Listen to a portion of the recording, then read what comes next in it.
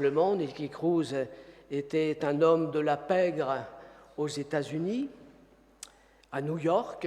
Il était un leader, un chef de gang, et sa vie a été transformée par une rencontre avec le Seigneur.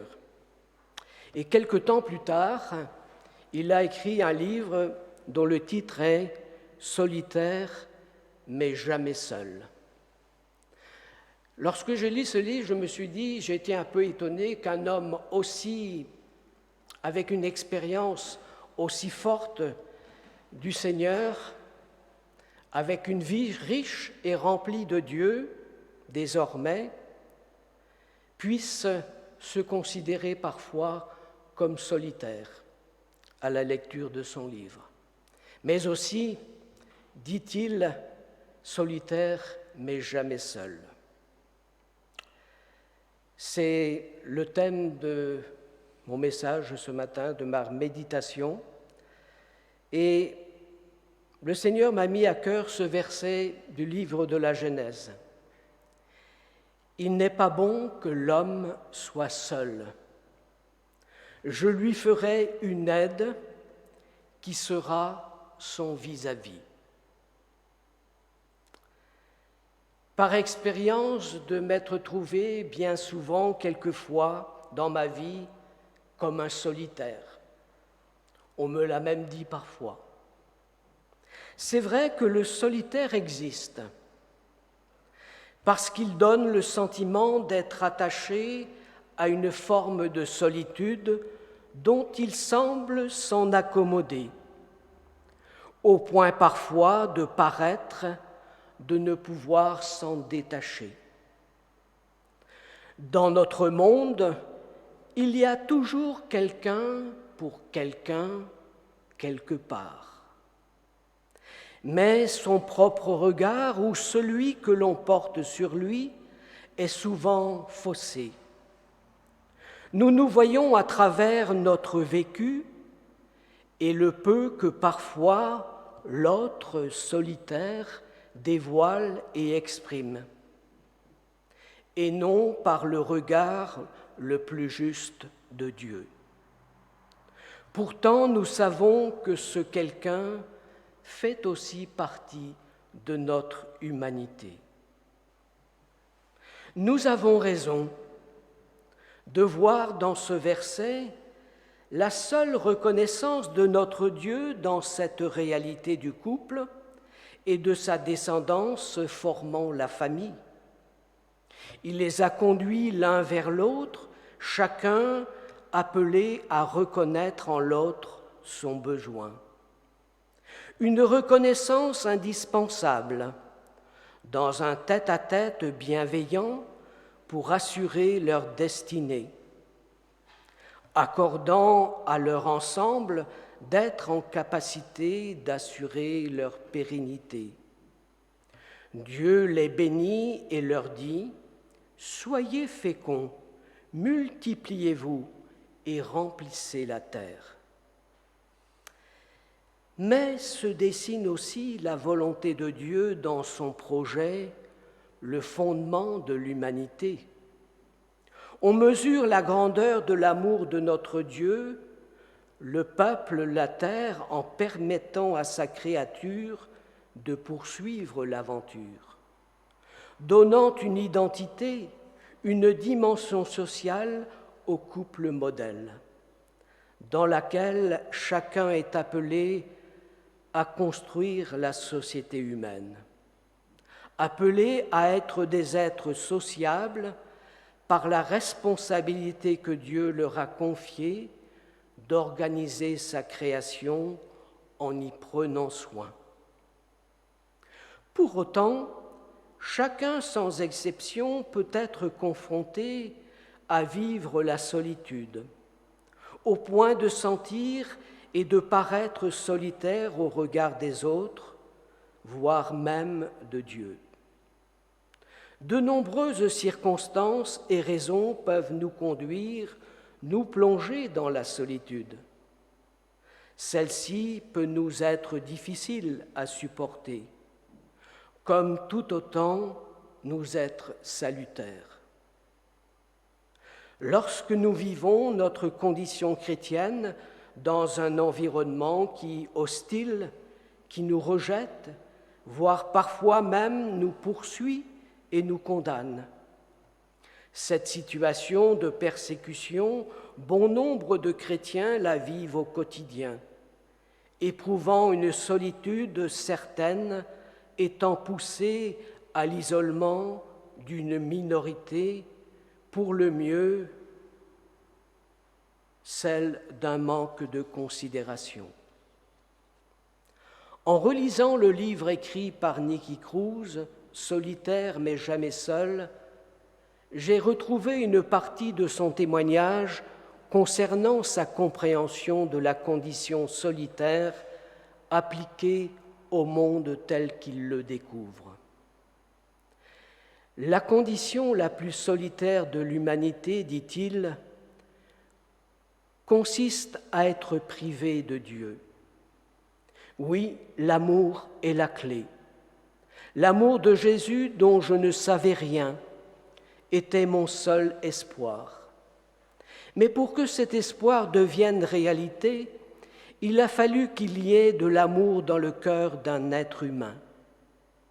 Il est entré dans mon univers obscurci pour traduire ce message en termes que je puisse comprendre.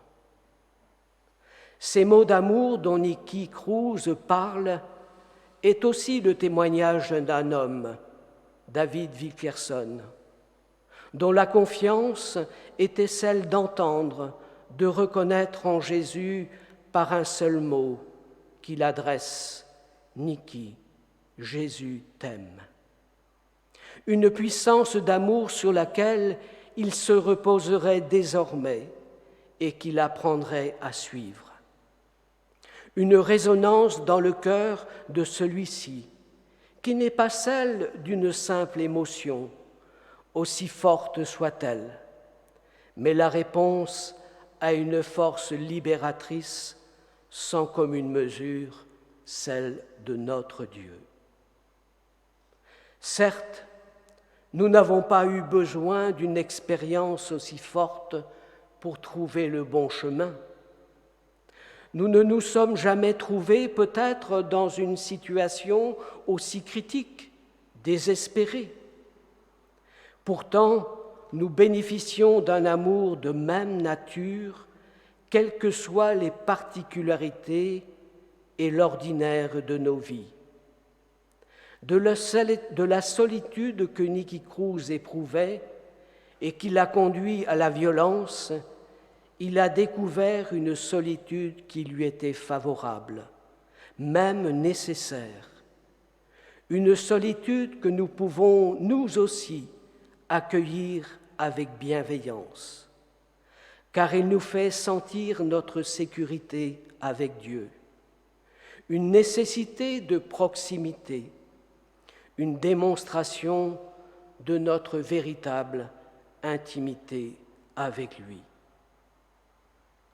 Parce qu'on la porte en soi, une manière de parler, d'écouter, d'agir à contre-courant de la société dans laquelle nous vivons.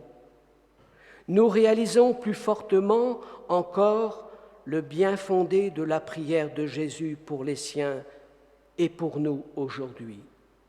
Je ne te prie pas pour les ôter du monde, mais de les garder du malin.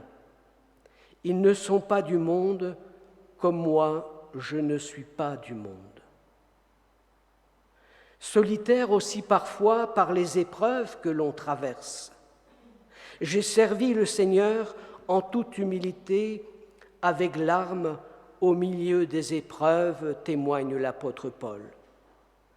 Ce n'est pas ce qui attire obligatoirement les autres vers nous, soit par crainte, indifférence, voire tout simplement ignorance. Pourtant, l'épreuve et la solitude parfois engendrée, vécue dans la foi, n'est-elle pas dans la pensée de ce que dit encore l'apôtre « Tout concourt au bien de ceux qui aiment Dieu ». Mais le plus bel exemple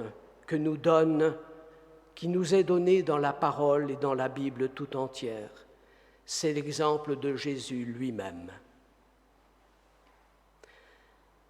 Par nécessité de fuir une notoriété qui devenait envahissante, une popularité qui exposait le peuple à écouter l'homme qui leur était simplement extraordinaire, même si certains reconnaissaient en lui le prophète de Dieu. N'était-il que cela pour eux? Mais lui se retirait dans les déserts et priait. Solitaire aussi par abandon des autres. Alors que quelques jours auparavant, la foule acclamait Jésus, montant à Jérusalem, criant « Hosanna au fils de David, béni soit celui qui vient au nom du Seigneur », cette exaltation laissera place à une grande solitude devant la foule, réclamant sa condamnation, à laquelle se rajoutera la fuite de ses propres disciples. Mais je crois que le plus grand témoignage de Jésus dans la solitude, parce qu'elle lui était tout à fait injuste et imméritée, s'exprime à la croix. D'abord en se retirant dans le jardin de Gethsémani, afin de se préparer à l'épreuve ultime, à laquelle il allait être confronté et puis subir. « Asseyez-vous ici, pendant que je m'éloignerai pour prier, dit-il à ses disciples. Et plus tard, vous dormez maintenant et vous vous reposez, s'adressant ainsi comme dans un reproche à ses disciples endormis. On éprouve avec juste raison vis-à-vis de Jésus une tristesse sans doute profonde à l'image de celle des disciples de la dernière heure. La part d'émotion, aussi vraie soit-elle, peut nous cacher la véritable réalité du moment et celui qui se profile, en amoindrir sa gravité et sa portée pour nous. Celui d'un abandon nécessaire, puisque porteur du salut. Mon Dieu, pourquoi m'as-tu abandonné ? Même provisoire, cet abandon nous révèle tout son sens dans le témoignage de l'apôtre Pierre, lui qui a porté nos péchés en son corps sur le bois, afin que, morts à nos péchés, nous vivions pour la justice. Nous voyons ainsi que la solitude est une compagne de route des êtres humains, et sans doute d'être solitaires à notre tour. Ce qui nous donne par contre le ton de la vivre, c'est à travers le salut en Jésus-Christ que nous le réalisons. Dieu nous a donné la possibilité de l'exprimer, d'en comprendre le sens, tout en nous assurant que nous ne sommes pas seuls. Durant notre temps de vie sur terre, nous sommes confrontés à une solitude naturelle, bénéfique, celle qui n'isole pas de l'amour divin. Dieu ayant assuré de pouvoir rompre la solitude qui nous tiendrait en dehors de lui par le chemin que nous empruntons en suivant Jésus. C'est en doute conforme à notre destinée initiale, notre Créateur l'ayant déclaré que la solitude n'est pas une condition de vie. Il n'est pas bon que l'homme soit seul. La solitude simplement s'efface devant la volonté de faire vivre ensemble deux êtres créés l'un pour l'autre et façonner ainsi l'humanité entière. Elle ne fait qu'apparaître parfois dans nos vies, la traverser, accompagnant nos circonstances vécues. Solitaire, oui, parfois, c'est notre responsabilité, mais jamais seul, c'est notre assurance, car notre Dieu l'ayant affirmé dans sa volonté. Et Jésus nous le dit aussi, « Voici, je suis avec vous tous les jours de votre vie. » Amen.